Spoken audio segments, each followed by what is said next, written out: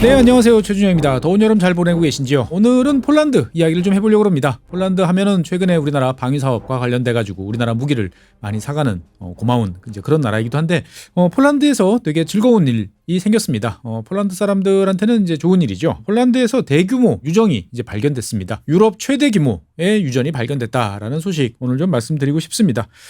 화면에 보시는 것처럼 지난 7월 21일 날 중앙 유럽 석유 CEP라고 부르는 되게 멋대가리 없는 이런 이름의 회사가 대규모 유전을 발견했다라고 X에다가 이제 올렸던 거죠. 그러면서 폴란드가 새로운 산유국이 되느냐라는 이제 여러 가지 이제 이야기들이 나오고 있습니다. 이 방금 말씀드렸던 중앙 유럽 석유라는 회사는 이제 원래는 캐나다 회사입니다. 그러니까 캐나다에 본사가 있는 회사인데 재밌는 것은 회사에 대한 지분은 또 대부분 또 노르웨이가 가지고 있는 노르웨이, 캐나다 이렇게 합작사가 지금 폴란드에서 석유를 발견했다라고 이제 보시면 되겠습니다. 그래서 이제 이 육지에서 발견된 건 아니고요. 화면에 보시는 것처럼 이제 해상에서 지금 발견이 된 상황입니다. 그래서 전체 어느 정도 발견이 됐나라고 보면은 이제 원유 2,200만 톤. 사실 이제 원유나 가스 같은 경우는 도대체 이 양을 가늠하기가 상당히 좀 어렵습니다. 그래서 보통 이제 배럴로 환산해 보면 한 1억 6천만 배럴 정도가 이제 발견이 됐고요. 가스는 이제 50억 입방미터 정도가 이제 나온다라고 지금 이제 확실하게 나오는 양이 이 정도로 이제 판별이 됐습니다. 이 정도 양이면 어느 정도냐? 지난 10년 동안 유럽 지역에서 발견돼 있는 재래식 유전, 가스전 중에서는 가장 최대입니다. 그러니까 기사 타이틀을 달면 폴란드 유럽 최대 유전 발견 이렇게 이제 달 수가 있는 거죠. 이렇게 되면 이제 야 폴란드 신났다라고 이제 볼 수가 있을 것 같습니다. 그래서 이제 이 유전 같은 경우는 이제 방금 말씀드린 것처럼 이렇게 이제 시추선이 바다에 나가서 이제 시추를 해가지고 확인을 한 이제 그런 결과입니다. 이 동네 이름은 이제 뒤에서 다시 말씀드리겠지만 약간 발음하기가 좀 어렵습니다. 시비노우 이시치에 라고 하는 약간 일본식 이름 같은데 상당히 긴 이름의 이제 항구 도시예요. 여기서 6km 정도를 이제 바다로 나가서 시추를 했다라고 보시면 되겠고요. 유정 이름은 이제 볼린이라고 하는 이름인데 볼린 동부 1 광구입니다. 그러니까 앞으로도 그 주변 지역에서 더 탐사를 하면 더 찾아낼 수도 있을 것 같다라고 이제 볼 수가 있겠습니다. 그래서 이제 뭐 어제 오늘 찾은 건 아니고요. 엄밀히 말하면 이제 2017년에 이 아까 말씀드렸던 시추사 중앙유럽석유라는 회사가 시추권을 이제 확보를 했습니다. 그래서 주변 지역에 대한 탐사를 통해서 올해 초에 뭔가 나왔다라는 것은 지금 화면에 보시는 것처럼 이런 식으로 자기 홈페이지에 공개를 했었어요. 그런데 이제 정확하게 얼마나 남았는지 양이 얼마만큼 있는지를 판별하는데 한 5달 정도 이제 검토를 이제 해본 거죠. 그래서 이 볼린이라고 하는 이 광구 같은 경우에 보면은 지금 화면에 보시는 것처럼 이런 식으로 좀 돼 있습니다. 요 지금 왼편 상단에 보이는 것이 폴란드 지도죠. 폴란드에서 요 빨간 점 잘 보이십니까? 제일 왼쪽 끝에 저 끄트머리 독일하고 딱 붙어 있는 그 지역이에요. 지금 요 화면에 보이시는 요 지역에서 석유와 가스가 이제 발견됐다라고 이제 보시면 되겠습니다. 그래서 이 볼린이라고 하는 광구 면적 자체는 이제 바다 쪽으로 더 이제 멀리 나가 있으니까 실제로 그걸 다 합하면은 이제 한 서울만큼 사이즈 정도 됩니다. 한 590제곱킬로미터 되니까 서울이 604제곱킬로미터니까 서울보다 조금 작은 사이즈 정도를 이제 탐사를 이제 앞으로도 계속 할 예정이고요. 요번에 이제 나왔던 동부 1호 같은 경우에는 수심 9.5m 그러니까 되게 얕죠. 수심 9.5m인데 여기서부터 지하로 2,700m를 이제 파고 들어갔습니다. 그러니까 전체 깊이로 보면 상당히 깊은 곳까지 굴착을 해가지고 이제 확인을 했다라고 보시면 되겠습니다. 그래서 이제 당초에는 2월달에 처음에 됐을 때는 이제 가스가 한 165억 입방미터 정도가 있을 것 같고 원유는 한 1,030만 톤 정도라고 생각을 했는데 막상 이번에 확인을 해보니까 앞서 말씀드린 것처럼 처음 추정치보다 원유는 많아지고 가스는 줄어들고 이런 식으로 나왔다라고 이제 보시면 되겠습니다. 그래서 중앙유럽석유의 이제 발표에 대해서 폴란드 정부도 공식적으로 확인을 해줬습니다. 그런데 이 폴란드에서 이제 정부가 확인을 해줬을 때 생각보다는 되게 뜨뜻미지근합니다. 이게 막 되게 좋아야 될 것 같은데 그냥 뭐 폴란드 내부적으로도 그냥 약간 뜨뜻미지근해요. 그래서 이게 왜 그런가 라고 이제 생각을 한번 해볼 필요가 있는 거죠. 왜 그러냐면은 폴란드 같은 경우는 사실 현재도 원유를 조금씩 생산하고 있어요. 그러니까 현재 지금 보유하고 있는 전체 양이 얼마냐면은 한 2,024만 톤 정도 됩니다. 이게 어느 정도 되냐? 폴란드가 1년에 사용하는 원유보다 좀 작아요. 그러니까 폴란드에 현재까지 발견되는 원유가 이제 폴란드 1년 사용치보다 조금 작은 정도. 그러니까 그냥 조금씩 빼서 조금씩 이제 쓰고 있다 정도로 이제 보시면 되는데 이번에 발견된 것이 한 2억 배럴 정도 된다고 그랬죠. 1억 6천만 배럴 정도 되니까 2,200만 톤 정도 되니까 폴란드가 한 1년 정도 쓰는 양이에요. 그러니까 뭐 안 발견된 것보다는 좋긴 하지만 뭐 그렇다고 그래가지고 이걸로 팔자를 고칠 만큼 뭐 그렇게 좋은 건 아니기 때문에 폴란드 입장에서 봤을 때는 그렇게 아주 이걸로 들뜬 분위기는 아니다라고 말씀드리겠습니다. 그래서 실제로 보면은 이제 폴란드가 가지고 있는 매장량 그리고 생산량을 보면은 그렇게 많지 않은 꾸준히 조금씩 나오고 있고 생산량도 조금씩 늘고 있는데 뭐 그렇게 아주 다이나믹하게 변화가 있지는 않다라고 이제 볼 수가 있죠. 근데 어쨌건 중요한 점은 뭐냐? 이제 폴란드 같은 경우는 그동안에 바다, 폴란드 북쪽에 있는 이 발티케 쪽에서 적극적인 탐사 활동을 그동안에 많이 해오지는 않았습니다. 그런데 이번에 이제 탐사 활동을 통해 가지고 가능성 있는 지역을 찾아가지고 지구를 했는데 여기서 나온 거죠. 그러니까 앞으로 더 멀리, 즉 배타적 경제 수역 200km, 200캐리 되는 지역까지 나가서 탐사를 해보면 훨씬 더 많을 가능성도 있다라고 보면 이제 시작이다라고 이제 말씀드리겠습니다.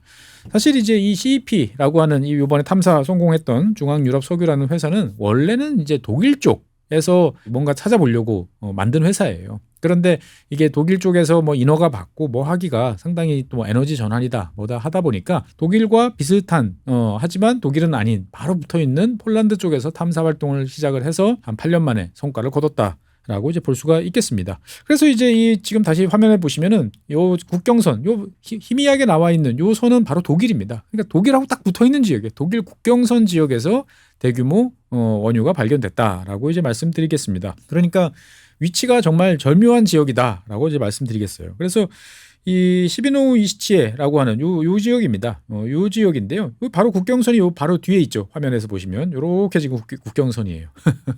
그러니까 독일과 폴란드 국경 도시에서 석유가 발견된 건데 당연히 이 시비노우 이시치에 같은 경우에는 예전에는 독일 영토였습니다. 그래서 1720년 그러니까 18세기에 당시 이제 프로이센이죠. 프로이센이 스웨덴으로부터 돈을 주고 매입한 이제 그러한 영토입니다. 그러니까 지금 폴란드 서쪽 독일하고 경계에 있는 요 지역 같은 경우에는 16세기, 17세기 그리고 18세기 초반까지만 해도 스웨덴 영토였어요. 스웨덴이 상당히 이제 유럽 북쪽에서는 강국이었죠. 그러다가 이제 러시아한테 전쟁에서 계속 지면서 동유럽 쪽에 영토를 다 내놨는데 그 중에 일부를 프로이센이 이제 돈으로 사갔습니다. 그래서 1천만 달러, 지금 달러죠. 그러니까 원래 이 달러라는 게 이제 옛날 유럽에서 이 탈러 은화에서 나온 말이다 보니까 1천만 탈러 은화를 내고 이제 스웨덴으로부터 산 거죠. 그러니까 이 지역 같은 경우는 원래 독일 땅이다라고 보시면 되겠습니다. 그래서 시비노우 이시치에 같은 경우는 지금 화면에 보시면 이런 식의 약간 황량한 이러한 지역입니다. 그래서 폴란드하고 이 발티케 있는 요쪽 지역은 보면은 화면에서 보시는 것처럼 지금 지도상으로 보면은 이렇게 호수처럼 보이는 이런 지역들이 되게 많죠. 그러니까 사구가 되게 많습니다. 우리나라도 동해안에 보시면은 이제 경포를 비롯한 사구들이 되게 이제 많은데 이 지역도 마찬가지예요. 그러니까 원래 바다가 이렇게 만으로 돼 있다가 가느다랗게 모래사장이 형성이 되면서 퇴적이 되면서 지역이 호수처럼 이제 바뀐 지역들이 많은데 요 지역 같은 경우도 이제 이런 식의 사장이라든지 모래사장이라든지 이런 것들이 많이 있다라고 이제 보시면 되겠습니다. 그런데 이제 이 처음에는 프로이센이 이 지역을 이제 일단 사놨습니다만 별로 열심히 개발할 필요성을 별로 못 느끼다가 이제 19세기 들어오면서부터 본격적으로 이제 항구로 조성을 하기 시작을 합니다. 그래서 지금 이제 화면에 보시는 것처럼 19세기 당시에 이제 그린 이제 이런 그림들을 보면은 이런 식으로 조감도가 나오는 거죠. 정식으로 이제 화면에 보시는 것처럼 이제 항구들이 조성이 되기 시작을 합니다. 그래서 이 19세기 후반쯤 되면은 베를린으로부터 이 지역까지 철도가 연장이 됩니다. 그러면 이제 얼마나 먼 지역이냐 보시면 화면에 지금 보시면 여기 베를린이 여기 있습니다. 베를린이 여기 있고요. 그 다음에 지금 말씀드렸던 시비노우 이시치에라고 하는 지역이 여기예요. 그러니까 베를린에서부터 이 지역까지가 그렇게 이제 먼 지역이 아닙니다. 그러니까 이 베를린이라는 도시, 독일의 수도는 독일 전체적으로 보면은 동쪽 끝으로 상당히 치우쳐져 있는 이제 이러한 도시다라고 이제 보시면 되겠습니다. 그러니까 예전 같으면은 여기까지 충분히 기차로 연결을 해서 사람들이 왔다 갔다 많이 했다라고 이제 보시면 되겠습니다. 그래서 이 지역은 1824년 19세기 초에 베를린 사람들이 와서 좀 쉬고 노는 휴양지로 이제 개발이 되기 시작을 했다가요. 1895년 19세기 후반에 온천이 이제 발견이 됐습니다. 그래서 독일 사람들도 온천을 꽤 좋아하죠. 그래서 이 지역이 뭐 베를린에서 가깝고 철도도 연결돼 있고 그러다 보니까 많은 사람들이 당일 또는 1박 2일 정도로 해서 가깝게 여행을 하는 이제 그러한 베를린 외곽의 휴양지 같은 이제 그러한 개념 도시로서 이제 발전한 곳이 시비노우 이시치에 이 지역이다라고 말씀드리겠습니다. 당연히 이제 이 지역 같은 경우는 바다와 접해 있기 때문에 그리고 베를린에서 가깝기 때문에 2차 세계대전 때도 독일군이 독일 해군이 여러 가지로 잘 사용하던 그러한 군항이다라고 말씀드리겠습니다. 그래서 당시에는 주로 어뢰정 같은 이제 소형 배들이 이제 이 지역에서 뭐 정비하거나 아니면은 이제 보급을 받는 이제 그러한 곳으로 이제 사용이 됐는데, 이 지역이 그러면 언제 이제 폴란드 영토로 바뀌었냐라고 하면은 전쟁 끝난 다음에 영토로 이제 넘어간 거죠. 지금 화면에 보시는 것처럼 제가 이제 폴란드 과거에도 몇 번 말씀드렸습니다만 폴란드 영토는 지금보다 훨씬 동쪽에 있었습니다. 그래서 지금 요 화면에서 보시는 것처럼 짙은 색깔로 표시되어 있는 것이 원래 2차 세계대전 이전의 폴란드 영토였어요. 그러니까 폴란드라는 나라가 이제 원래 예전에 오스트리아, 뭐 독일, 러시아가 찢어 가졌다가 이것이 다시 합쳐지면서 나폴레옹 시절에 다시 등장을 이제 하게 됐고, 그러면서 항구 도시는 이제 단치라고 하는 아주 작은 그러한 선을 통해 가지고만 이렇게 가 있었던 거죠. 그러다 보니까 이제 이 과거에 프로이센 그리고 독일 같은 경우는 1차 세계대전 이후에는 영토가 이제 폴란드가 생기면서 이런 식으로 영토가 이제 쪼개지는 이제 그러한 상황이 됐던 거죠. 근데 이제 2차 세계대전이 끝나고 난 다음에 소련이 폴란드 동부 지역, 지금의 우크라이나 지역을 이제 자기 영토로 가져갑니다. 그리고 폴란드한테는 독일의 이제 동쪽 영토들을 이제 넘겨주는, 그러니까 폴란드라는 나라가 서쪽으로 한 300km 정도 이렇게 옮겨가는 이제 그러한 형태로 되면서 지금 오늘 말씀드렸던 시비노우 위시치에 같은 이런 지역들이 다 폴란드 영토가 됐다라고 보시면 되겠습니다. 그래서 지금 화면 보시면은 여기 보면은 이제 리비우라고 하는 르비프라고 부르는 요 지역 같은 경우도 예전에는 폴란드 영토였는데 지금은 이제 우크라이나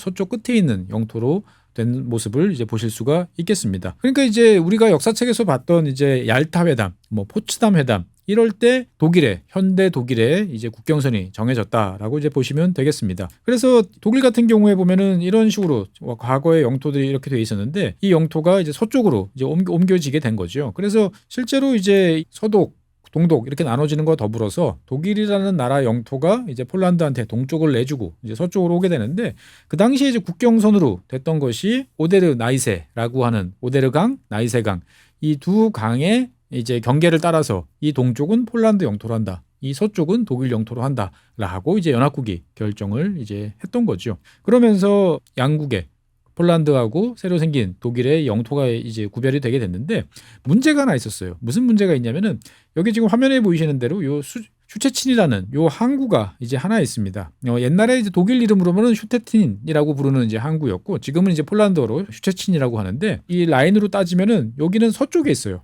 그러니까 원래대로는 독일 영토가 돼야 됩니다. 그리고 이제 이 슈체친이라는 요 지역 같은 경우에 보면은 아까 요 베를린 요쪽에서 보면 여기 슈체친이 보이시죠?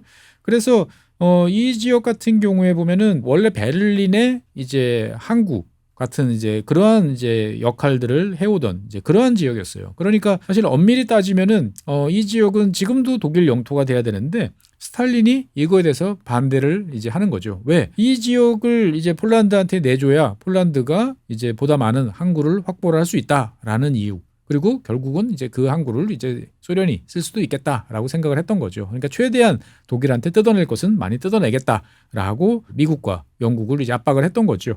그래서 결국 여기에 대해서 이제 들어주게 되면서 실제로 보면은 이제 이 슈체친 같은 경우에는 원래 독일 영토가 돼야 되는데 폴란드 영토가 됐고, 그 바람에 지금 이제 방금 말씀드렸던 시비노우 이시치에 같은 이 지역도 얼결에 폴란드 영토가 됐다라고 이제 말씀드리겠습니다. 그러니까 이제 최근에 이제 발견된 지금 이제 말씀드렸던 새로 폴란드 유적 같은 경우는 독일 국경하고 딱 접해 있다 보니까 폴란드 사람들은 이제 벌써부터 걱정을 하고 있습니다. 무슨 걱정을 하느냐? 이 독일 사람들 뭐 에너지 전환, 뭐 환경에 대해서 목숨 거는 친구들이 이거 개발하면 안 돼라고 그래가지고 폴란드한테 이런저런 잔소리를 할 것이다. 라고 생각을 하는 거죠. 실제로 이제 이 독일하고 폴란드하고 접경인 지역, 이 지역 같은 경우는 포메른이라고 부르는 지역인데, 이 지역 같은 경우에는 이제 벌써부터 이야기가 나오고 있습니다. 뭐 이 지역에서 가스 채굴을 하게 되면 해안 경관, 뭐 환경 오염 이런 것들이 유발되니까 하지 마라라고 이제 이야기들을 하고 있는 거죠.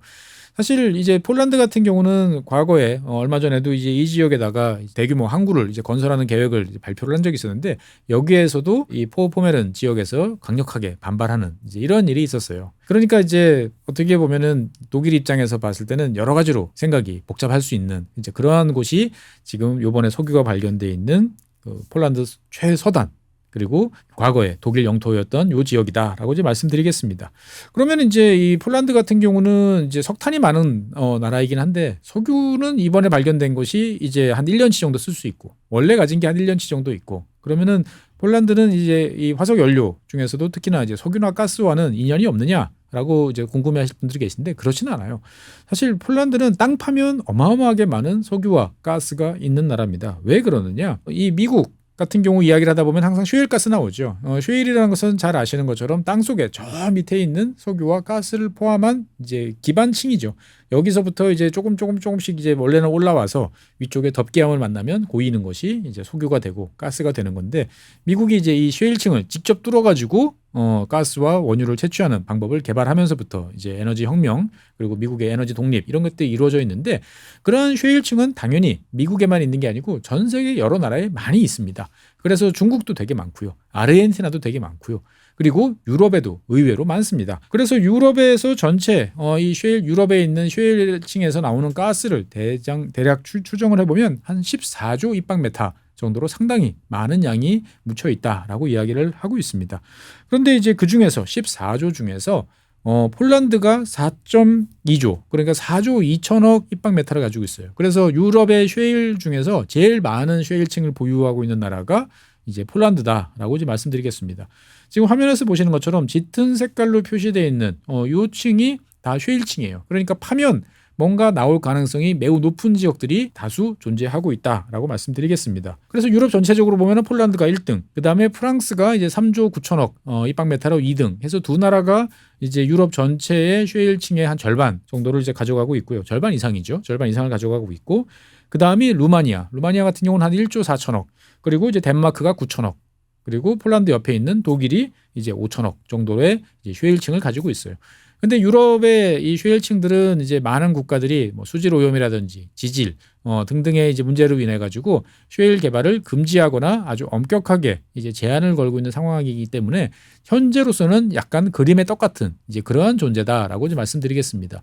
그래서 프랑스 같은 경우는 대규모 쉐일층이 있습니다만 프랑스 법률에 따라서 쉐일 개발은 현재 금지되어 있는 그러한 상황이고 나머지 나라들 같은 경우도 쉐일 개발에 대해서 상당히 이제 아주 조심스럽게 접근을 하고 있다라고 말씀드리겠습니다. 그래서 이 폴란드 같은 경우는 이제 이 뭐 독일이나 아니면 프랑스와 달리 자국에 있는 이 쉐일층을 개발하고자 하는 욕구가 상당히 강했습니다. 그래서 2011년 이 미국에서 이제 본격적으로 쉐일이 막 터져 나오면서부터 폴란드도 우리도 쉐일이 있는데라고 그래가지고 여러 나라 여러 기업들한테 와서 탐사를 해봐라라고 그래서 많은 기업들이 참여를 했었죠. 그래서 당시에 이제 폴란드 같은 경우는 유럽 최고의 뭐 가스 생산, 우리도 이제 네덜란드나 노르웨이처럼 한번 해보자. 라는 이제 생각들을 많이 했다고 합니다. 그런데 이제 한 2년 정도 열심히 탐사를 해서 전국적으로 한 72곳 정도의 시추공도 파고 여러 가지 작업들을 했고요.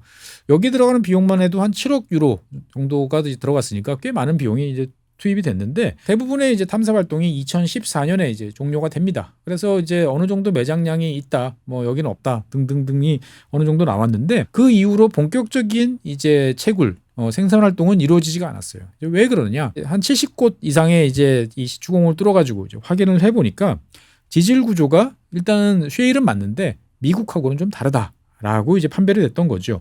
그러니까 이제 미국 쉐일보다 생산비가 더 높다. 그러니까 당시의 국제 유가 수준으로 보면은 이 쉐일을 개발해가지고 판매를 하는 게 별로 이득이 없다라는 식의 이제 결론이 내려졌던 거죠. 그러다 보니까 이제 이 폴란드 쉐일 같은 경우는 일장춘몽으로 끝난 이제 그런 경험이 있습니다. 그래서 폴란드 이제 내부적으로 보면은 이 쉐일이라는 것은 상당히 이제 한때 버블처럼 막 꿈을 비춰뒀다가 뻥 터지고 지금은 약간 잊어버리고 싶은 이제 그러한 존재처럼 이제 인식이 되고 있는 거죠.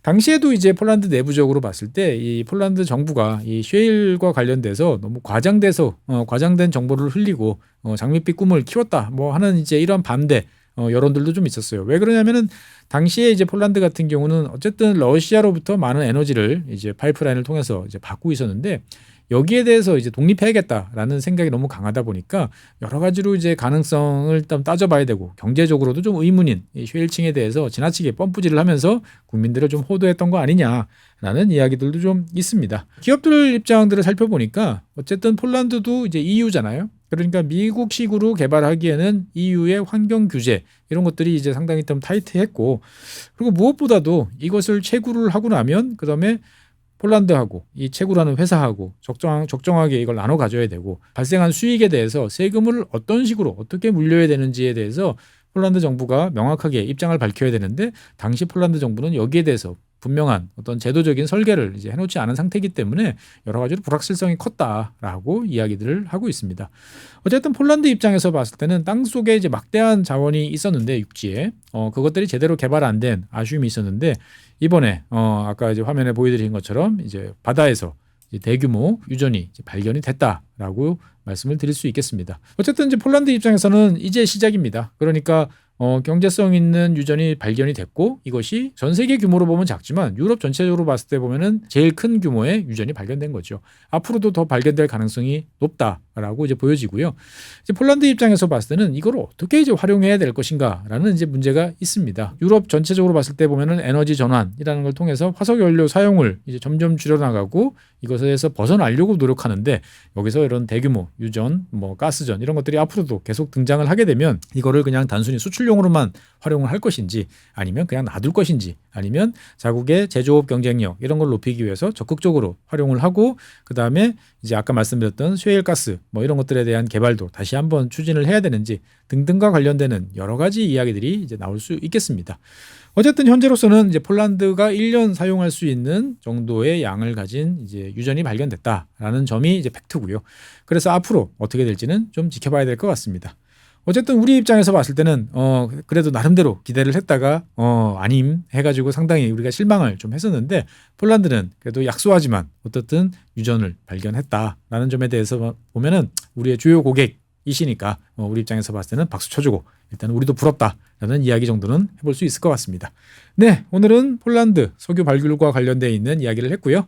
그 다음에 독일과 폴란드 국경과 관련된 이야기도 섞어서 좀 진행을 해봤습니다. 다음 시간에는 새로운 이야기로 여러분들 찾아뵙겠습니다. 감사합니다.